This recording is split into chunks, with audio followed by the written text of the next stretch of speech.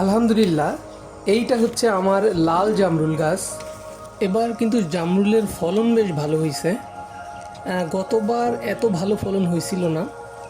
এবার অবশ্য একটু পরিচর্যা করা হয়েছিল, তারপরে বেড়া দিয়ে দেওয়া হয়েছিল, নিচে মাটি দিয়ে দিয়েছিলাম খুব সুন্দর করে।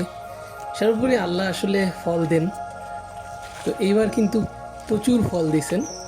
সাদা জামরুলও ভালো, তবে লালটা কিন্তু দেখতে দারুণ। দেখেন কেমন লাল টকটকে হয়ে আছে, খুব সুন্দর না দেখতে।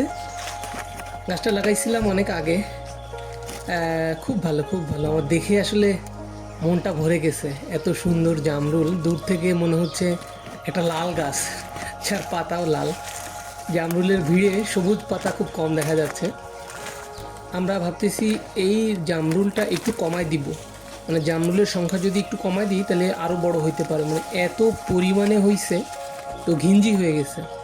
এই জন্য জামরুলের সংখ্যাটা একটু কমায় দিই, তারপরে জামরুলগুলো বড় হতে পারবে। শুক্রিয়া, শুক্রিয়া। এই ফল কিন্তু পাখিতে খাচ্ছে, আশেপাশের মানুষ খাচ্ছে, সব হচ্ছে, অনেক সব হচ্ছে, এবং এটাই তো দরকার।